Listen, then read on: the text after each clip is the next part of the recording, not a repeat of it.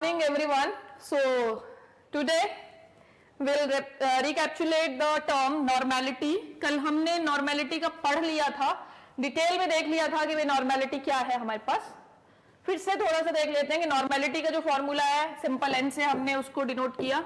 Is it visible? अच्छे से visible है ये चीज. इस कलर पे ये व्हाइट विजिबल है ना आप लोगों को? किसी को दिक्कत तो नहीं? चलो, normality is the number of gram equivalents to the volume of solution. यही था. इन ml लिख लेते हैं हम. मैंने जो फॉर्मूला है वो स्टैंडर्ड फॉर्म में नहीं लिखा है, मैंने उसको कन्वर्ट कर दिया, ml वाली फॉर्म में लिख लिया है, मल्टीप्लाइड विद 1000. यही फॉर्मूला था. अब नंबर ऑफ ग्राम इक्विवेलेंट्स कैसे निकालते हैं? The number of gram equivalents are calculated as weight upon equivalent weight. It is what? Weight over equivalent weight. और ये पर्टिकुलरली किसका होता है बच्चे? सॉल्यूट का होता है. It is weight of solute to the equivalent weight. यहां वॉल्यूम आ जाएगा, यहां 1000 आ जाएगा. क्लियर है? Is it clear? Equivalent weight निकालना हम कल सीख चुके थे कि इक्विवेलेंट वेट हम कैसे निकालते हैं. फिर से एक बार देख लेते हैं कि how to calculate the equivalent weight. Equivalent weight is molecular weight या मॉलिक्यूलर मास अपॉन एसिडिटी और basicity.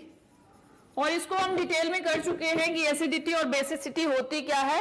Acidity is in the case of basis and basicity is in the case of acids. Clear है? कितने OH negative निकल सकते हैं, कितने H positive निकल सकते हैं, वो उसके क्या है?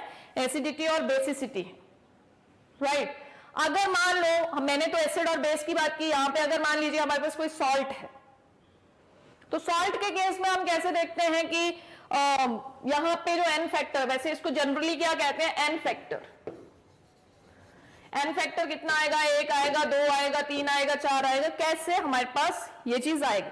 हम एक एग्जांपल ले लेते हैं. कोई रिडॉक्स रिएक्शन एक कंसीडर कर लेते हैं. मान लीजिए मेरे पास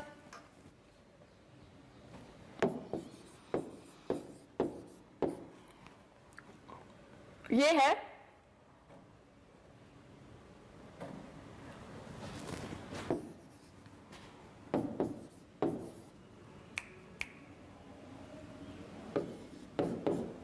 ऐसा एक रिएक्शन है हमारे पास जहां यहां पे आपके पास आते हैं H positive plus 5 electrons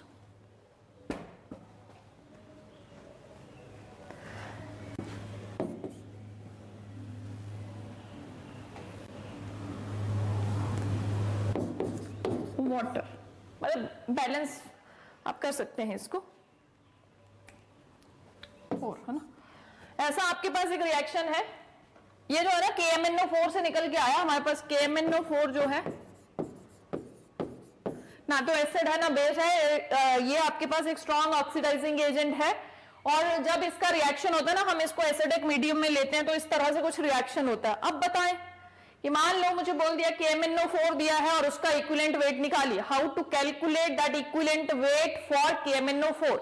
it is not an acid, it is not a base. तो कैसे हम कैलकुलेट करें इक्विवेलेंट वेट? क्योंकि इक्विवेलेंट वेट निकालने के लिए यहां पे जो हम फॉर्मूला लिख रहे हैं वो क्या लिख रहे हैं? It is molecular mass divided by acidity और बेसिसिटी. तो KMnO4 ना तो एसिड है ना ही बेस है. अब क्या करेंगे? यहां पे अगर हमारे पास ऐसे केसेस आए तो वहां पे हम क्या करते हैं? इक्विवेलेंट वेट कैसे निकालते हैं? Molecular mass divided by the number of electrons transferred during the redox या ऑक्सीडेशन और रिडक्शन रिएक्शन. क्लियर है? ये चीज ध्यान में रखनी है. अगर सॉल्ट है कोई, सॉल्ट के केस में कैसे निकालेंगे? जितनी उसके ऊपर वैलेंसी होगी, जितनी उसके ऊपर क्या होगी? वैलेंसी होगी, उससे हम क्या कर देते हैं? डिवाइड कर देते हैं. तो इस केस में ये वाला जो चीज है हमारे पास, मुझे कह दे कि इक्विवेलेंट वेट निकालो भाई KMnO4 का. उसमें मैं क्या करूंगी, मैं इसका मॉलिक्यूलर मास कैलकुलेट करूंगी and it comes out to be 158 divided by, अब किससे डिवाइड करें, यहां ना तो H पॉजिटिव दिख रहा है मुझे, ना OH नेगेटिव दिख रहा है, तो ये रिएक्शन आपने याद रखनी है इस केस में। डिवाइडेड बाय कितने से कर देंगे, 5 से इसको क्या कर देंगे आप, डिवाइड कर देंगे and you will get the equivalent weight of KMnO4। समझ आ रहा है नितिन राज? पहली क्लास है आज आपकी। yes, ये चीज है ना, एक्चुअली आप +1 में भी कर आए हैं, बट यहां पे हम फिर से पढ़ रहे हैं इस चीज को। चलो फिर से देख लेते हैं एक बार। KMnO4 का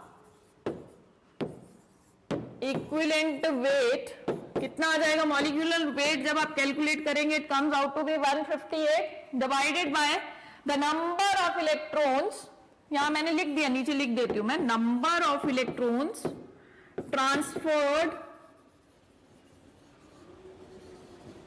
ड्यूरिंग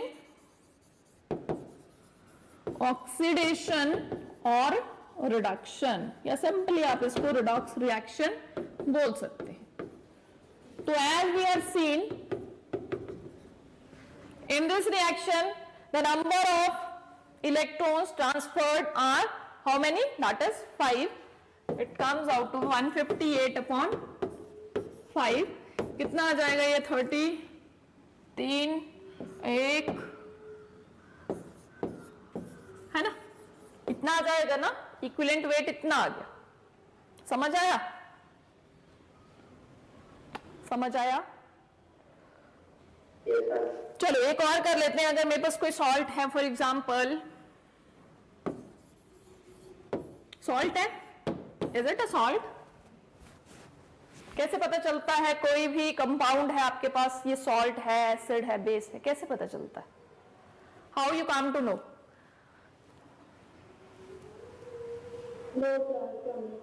हाँ जी, चार्ज नहीं होता है, बट जैसे हमारे पास एसिड्स हैं या बेसिस हैं, उनका एक सिंपल आपको लग जाता पता कि भाई H पॉजिटिव है, OH नेगेटिव है। तो जैसे मैंने ये लिखा ना बेटा दिव्यांशी, देखो HCl लिखा ना, चार्ज तो बच्चा इसके ऊपर भी नहीं है, चार्ज तो इसके ऊपर भी नहीं है, क्लियर है?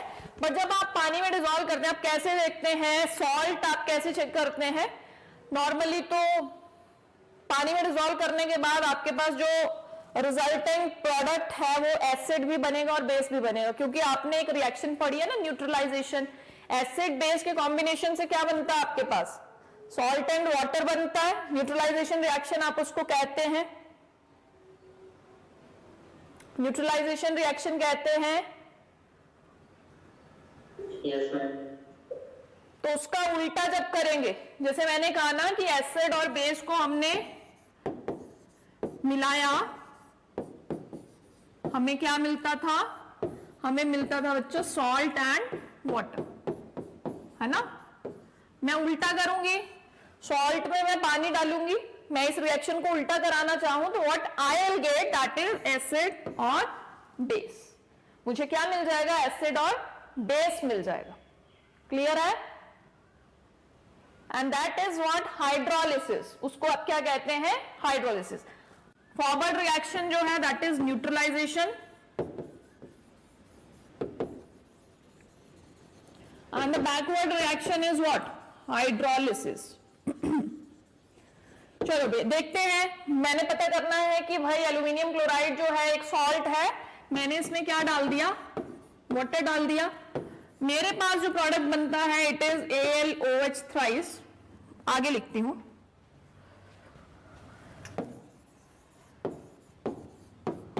वाटर डाला, जो प्रोडक्ट बनेगा इट इज AlOH थ्राइस। मैं बैलेंस करना आपका अपना काम है।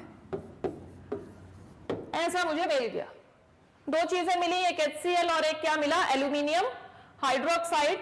एल्यूमिनियम हाइड्रोक्साइड OH जिसमें वो कंटेन कर रहा है, it means it is a base, ये बेस हो गया। और ये क्या है आपके पास, you know that HCl is what, hydrochloric acid, ये एसिड। क्लियर है?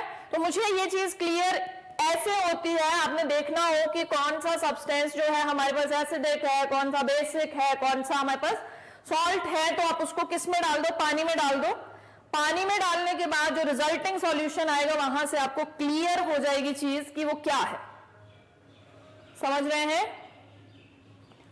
समझ रहे हैं? Yes, sir. तो बन गया मेरे पास एसिड और बेस बन गया। इट मीन्स कि ये क्या है, सॉल्ट है। अब भाई केस अगर नॉर्मेलिटी वाले केस में आपको सॉल्ट वाला दे दे तो क्या करें? ना तो उसके पास H पॉजिटिव है, ना उसके पास OH नेगेटिव है, ना तो उसकी एसिडिटी है, ना ही उसकी क्या है, बेसिसिटी है। Then how we calculate the N factor? हम N फैक्टर को कैसे कैलकुलेट करें? क्लियर? तो देखो इसमें क्या करते हैं हम, अगर आप इसको देखें AlCl3, हर एक क्लोराइड पे 1 नेगेटिव चार्ज होता है। टोटल चार्ज इस पर्टिकुलर कंपाउंड में Cl पे कितना आ गया, 3 नेगेटिव, और Al पे कितना चार्ज होता है आपके पास, 3 पॉजिटिव।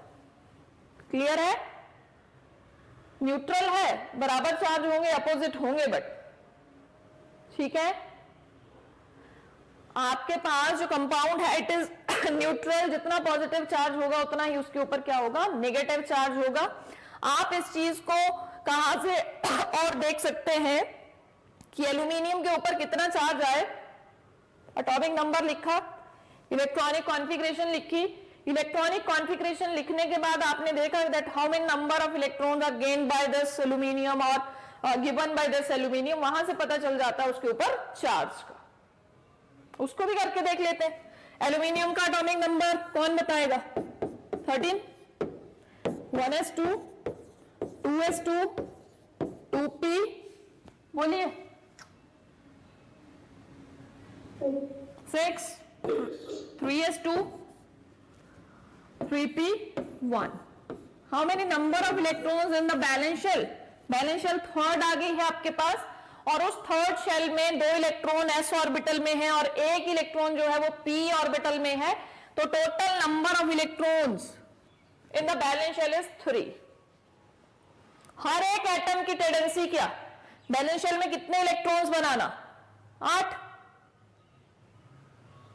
यही टेंडेंसी है ना, 8 बनाने की टेंडेंसी है कि 8 से ज्यादा रख सकता है, 8 से कम भी नहीं रखना चाहता है और 8 से ज्यादा भी नहीं रखना चाहता। उसका जो टारगेट है दैट इज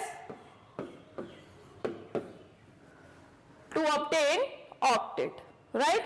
अब 2 तरीके हैं इसके पास, या तो 3 इलेक्ट्रॉन लूज कर दे, निकाल दे अपने में से और पीछे वाली इलेक्ट्रॉनिक कॉन्फ़िगरेशन पे आ जाए। बहुत बार समझाई है मैंने आपको ये चीज।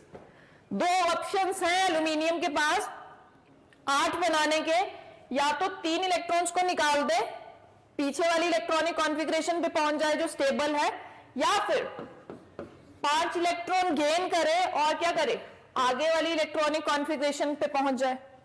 2 तरीके, either to lose the electrons और either to gain the electron. अब लूज करने वाले में 3 इलेक्ट्रॉन लूज करने पड़ रहे, 3 स्टेप्स जाने पड़ रहे, और जो 5 वाला है उसमें 5 जाने पड़ रहा है। उसको आगे जो जाना है तो कितने इलेक्ट्रॉन्स गेन करने पड़ेंगे, 5। उसको 5 बार वही प्रोसेस कराना पड़ेगा। तो कौन सा प्रोसेस जो है वो एल्यूमिनियम के लिए इजी है, टू गेन 5 इलेक्ट्रॉन्स और to lose 3 electrons? To lose 3 electron. मैंने आपको ये चीज समझाई है कि आपको कोई कह दे कि आपको सेम डेस्टिनेशन पे पहुंचना है, एक रास्ते से जा रहे हैं, 3 किलोमीटर से आप पहुंच जाएंगे, एक रास्ते से जा रहे हैं जहां से आपको घूम के जाना पड़ रहा है, 5 किलोमीटर आपको क्या करना पड़ रहा है, ट्रेवल करना पड़ रहा है। तो आप किस चीज को प्रेफर करते, 3 वाले को प्रेफर करेंगे? भाई टाइम भी कम लगेगा, स्कूटी में पेट्रोल भी कम लगेगा और आप जल्दी भी पहुंच जाएंगे, है ना। तो यहां पे भी वही हुआ कि एल्यूमिनियम ने क्या किया, 3 इलेक्ट्रॉन लूज कर दिए, इसलिए उस पर कैसा चार्ज है, 3 positive. Is it clear? Yes, ma'am. Yes, sir.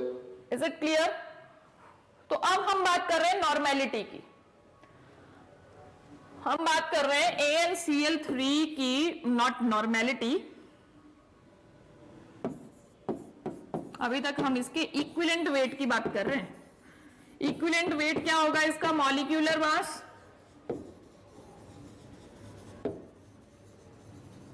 Divided by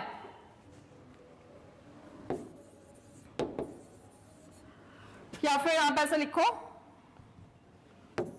positive charge और नेगेटिव। जितना पॉजिटिव होगा, साइन नहीं मेंशन करेंगे कि माइनस लगा दिया प्लस लगा दिया, जितना पॉजिटिव मतलब 3 आप उसको मान के चलेंगे, मैग्नीट्यूड मान के चलेंगे, ठीक है।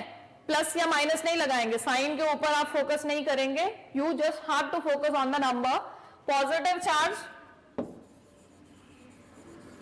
और negative charge. Is it clear? तो हमने सारे ही केसेस डिस्कस कर लिए। एसिड होगा तो बेसिसिटी से डिवाइड करेंगे, बेस होगा तो एसिडिटी से डिवाइड करेंगे, हमारे पास कोई सॉल्ट होगा तो उसको किससे आप डिवाइड करेंगे, यहाँ पे जो मॉलिक्यूलर मास आपके पास उसका कैलकुलेट करके आएगा, डिवाइडेड बाय इट्स पॉजिटिव और नेगेटिव चार्ज इफ।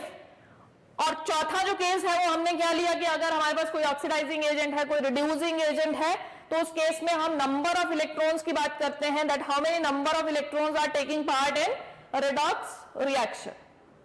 ठीक है, इज इट क्लियर? नाउ चलिए इसका एक न्यूमेरिकल हम कर लेते हैं। न्यूमेरिकल लिखेंगे, calculate the normality of solution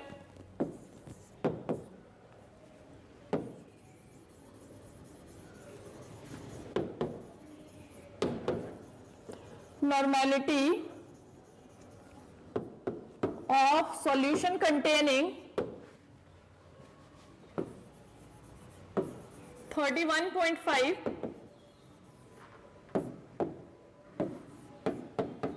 grams of hydrated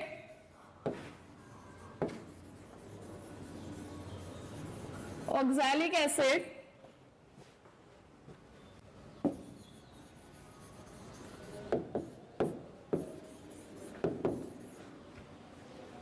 in 1250 ml of solution। Question बोला आपको कि क्या करिए, नॉर्मेलिटी कैलकुलेट करिए, सॉल्यूशन की नॉर्मेलिटी कैलकुलेट करनी है जिसके अंदर क्या है 31.5 ग्राम्स ऑक्सैलिक एसिड है, ठीक है। This is weight, this is what weight है आपके पास किसका, सॉल्यूट का, और बोला हाइड्रेटेड ऑक्सैलिक एसिड की बात कर रहा है। तो इसके लिए आपको एक तो फॉर्मूला पता होना चाहिए, फॉर्मूला पता होने के बाद आप उसका क्या निकालेंगे, मॉलिक्यूलर मास निकालेंगे, because we require what over here, that is equivalent mass. और इक्विवेलेंट मास निकालने के लिए हमें क्या पता होना चाहिए, मॉलिक्यूलर मास पता होना चाहिए। और मॉलिक्यूलर मास निकालने के लिए हमें क्या पता होना चाहिए, फॉर्मूला पता होना चाहिए। आता है किसी को ऑक्सैलिक एसिड का फॉर्मूला आता है? नहीं, चलो देखेंगे। यही लिख रही हूं मैं इसको, COOH 2 times। The bond is in between carbon and carbon। हर कहीं नहीं लगा देते हैं आप, बच्चे कहीं भी लगा देते हैं। और कह रहा है हाइड्रेटेड फॉर्म, तो जो ऑक्सैलिक एसिड की हाइड्रेटेड फॉर्म है, जो ऑक्सैलिक एसिड की हाइड्रेटेड फॉर्म है, उसमें 2 वाटर के मॉलिक्यूल्स होते हैं। Hydrated means which contain water molecules, जिसमें क्या हो, वाटर के मॉलिक्यूल्स हो। तो आपके पास स्टैंडर्ड हाइड्रेटेड फॉर्म है किसकी, ऑक्सैलिक एसिड की, उसमें कितने नंबर ऑफ वाटर मॉलिक्यूल्स होते हैं, 2। कितने होते हैं, 2। क्लियर? फॉर्मूला लिख लिया भाई, हमें फॉर्मूला पता चल गया। अब इसका मॉलिक्यूलर मास कैलकुलेट करो और फटाफट से बताओ मुझे। आज नहीं बताऊंगी, कल बताया मैंने आपको how to calculate the molecular mass. फटाफट से बताना। आयुष ठाकुर, आपका कैमरा बंद क्यों है? Abhinav Mehra, do you need some special treatment?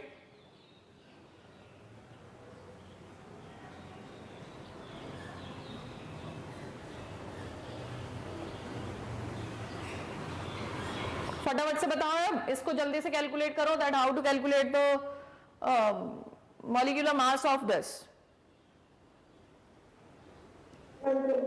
It is 126. It comes out to be 126. Right? Calculate करेंगे खुद. कितने number of carbon atoms हैं? 2 multiply by 12. How many oxygen? 2 ये हैं, 2 ये हैं, 4. और यहाँ पे देखेंगे 2, 6 ऑक्सीजन के आपके पास क्या है यहाँ पे एटम्स हैं. 16 into 6 कर देंगे, प्लस कर देंगे उसमें हाइड्रोजन 2 to the 4 ये है 5 और 6. It comes out to be 126. निकालना सीखो मॉलिक्यूलर मास. अब मॉलिक्यूलर मास निकाल लिया, आप निकालेंगे खुद. 126 आएगा. उसके बाद हमें क्या निकालना है? Equivalent mass. And how to calculate equivalent mass? It is molecular mass divided by what? Acid है ना ये, divided by basicity. And basicity is what? The number of H positive ion released in the particular substance जो भी आपके पास है उसमें से कितने H positive निकल रहे हैं. तो ये 2 H positive यहां से निकल जाएंगे. एक H ये और एक H ये. वाटर का नहीं निकलेगा. क्लियर है? तो बेसिसिटी क्या आ गई इस एसिड की? It comes out to be 2. Basicity क्या आ जाएगी? 2. चलो आगे बढ़ते हैं, लिखते हैं कैसे करना है भाई. सॉल्यूशन लिखो. वेट ऑफ गिवन है ना, क्या क्या दे रखा है. Weight of solute given to you is 31.5 grams. Now its normality we require what? It is equivalent weight और equivalent mass कुछ भी बोल सकते हैं. Equivalent mass कैसे आता है? Molecular mass divided by its acidity और basicity. So it is an acid divided by 2. 2 से डिवाइड कर दिया. रीजन कि भाई हमने जो देखा यहाँ पे वो ये है कि how many number of H positive are released from this oxalic acid? It is 2. तो basicity of this acid is 2. 126 कितना आ जाएगा आपके पास? 63. इक्विवेलेंट मास अब आप याद भी कर सकते हैं, इसको याद भी कर सकते हैं कि भाई ऑक्सैलिक, बहुत सारे आपसे न्यूमेरिकल्स पूछे जाते हैं जिसमें ऑक्सैलिक एसिड की बात करता है वो, तो इतना ज्यादा मतलब याद रखने से आपको बेटर है कि आप याद कर लें, बट आना चाहिए that how to calculate the molecular mass. Clear है? आगे आपके पास 63. बाकी और क्या दे रखा है भाई आपको? बाकी दे रखा है इन 1250 ml of solution. Volume is also given to you. Volume is also given to you. It is volume of solution is how much? It is 1250 ml. Right? Now the thing is what you have to calculate? It is normality. Normality calculate करना है आपको. Normality का formula लिख लें. It is gram equivalents, number of gram equivalents divided by volume of solution in ml into 1000. Now put all the things in this formula. कर दीजिए. यहां पे नंबर ऑफ ग्राम इक्विवेलेंट्स कैसे निकलते हैं भाई? It is weight upon equivalent weight into volume आ जाएगा नीचे. ये दोनों टर्म्स तो मल्टीप्लाई हो गया इनटू 1000. समझ आ रहा है? कुछ समझ आ रहा है? आयुष दीवान समझ आ रहा है? वेट दे रखा है बच्चे आपके पास 31.5. इक्विवेलेंट वेट आपने निकाल लिया 63. वॉल्यूम आपको दे रखा है 1250. कैलकुलेशन करेंगे भाई आप खुद. क्लियर है? It comes out to be 0.4 normal. मैंने किताब से देखी, आप खुद करेंगे. हो सकता है गलत भी हो. समझ के गलत भी हो सकती है. Is it clear? कैलकुलेशन करनी है इसके बाद. Now the next thing is, कितना टाइम रहता अभी है थोड़ा सा. The next term which we used for expressing the concentration of solution is mole fraction. अब इनसे रिलेटेड जो नॉर्मेलिटी वगैरह मोलैरिटी के न्यूमेरिकल्स हैं आप कर सकते हैं और ज्यादा भी कर सकते हैं, हमने तो एक एक करवाया ना आपको, आप और ज्यादा कर सकते हैं। तो नेक्स्ट टर्म जो आप यूज करते हैं for the expression of the concentration of solution is mole fraction. सुना है कभी मोल फ्रैक्शन के बारे में? सुना है कभी? बोलो सुना तो है बट पता नहीं होता क्या है। सुना तो था हमने। इसको आप डिनोट करते हैं स्मॉल एक्स से। किससे डिनोट करते हैं? स्मॉल एक्स से डिनोट करते हैं। अब भाई हमारे पास सॉल्यूशन है और सॉल्यूशन में क्या है? एक सॉल्यूट है और एक क्या है? सॉल्वेंट है। एक सॉल्यूट है और एक क्या है? सॉल्वेंट है। तो अब मोल फ्रैक्शन एक्चुअल में क्या है? हम क्या देखते हैं कि भाई कितने नंबर ऑफ मोल्स जो है सॉल्यूट के वो सॉल्यूशन में प्रेजेंट है और कितने नंबर ऑफ मोल्स हैं सॉल्वेंट के जो सॉल्यूशन में प्रेजेंट है। Basically it is a ratio, it is a ratio of the number of molecules of one component to the total number of moles of solution, चाहे जिस मर्जी का निकाल लो। अब मैंने स्टार्टिंग से आपको ये चीज बोली है कि भाई ए आपका डिनोट कर रहा है सॉल्वेंट को और बी जो है वो डिनोट करेगा आपका किसको? सॉल्यूट को। Now the corresponding mole fraction of these components उसको हम एक्स ए से डिनोट कर लेते हैं, इसको हम डिनोट कर लेते हैं with X B.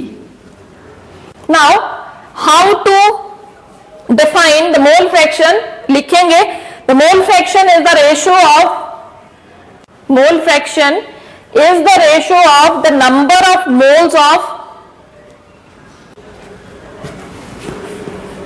it is the ratio of number of moles of one component, number of moles of one component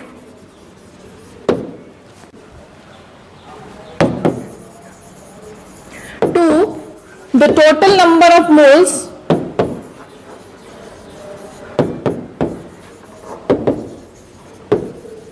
of solution लिख लो या फिर ऑल कंपोनेंट्स लिख लो। ऑल कंपोनेंट्स मैंने इसलिए लिखा है कि हम तो पढ़ रहे हैं भाई binary solution and we have only 2 components in the binary solution. अगर हमारे पास टर्नरी आ जाए, क्वाटरनरी आ जाए तो वहां पे जो नंबर ऑफ कंपोनेंट्स हैं वो बढ़ जाएंगे। जैसे हमने बोला कि हमारे पास 2 कंपोनेंट हैं ए और बी, जिसमें एक सॉल्यूट है एक सॉल्वेंट है हमारे पास, तो इनके कॉरेस्पॉन्डिंग मोल फ्रैक्शन एक्स ए और एक्स बी मान लिए। अगर मेरे पास सॉल्यूशन जो है वो टर्नरी है, एक और कंपोनेंट आ गया, मान लीजिए एक सी कंपोनेंट और आ गया है, चाहे वो सॉल्यूट हो चाहे वो सॉल्वेंट हो, तो उसका भी तो कॉरेस्पॉन्डिंग मोल फ्रैक्शन हमें निकालना पड़ेगा। क्लियर है? उसका मोल फ्रैक्शन हमने डिनोट कर लिया एक्स सी से। मान लीजिए एक और कंपोनेंट आ गया डी, उसका मोल फ्रैक्शन एक्स डी आ जाएगा। तो इनका सबका हमें क्या करना पड़ता है? इनके नंबर ऑफ मोल्स को हमें क्या करना पड़ता है? सम अप करना पड़ता है। We have to sum up all the number of moles of each and every component, but at this level we are starting only the binary solutions.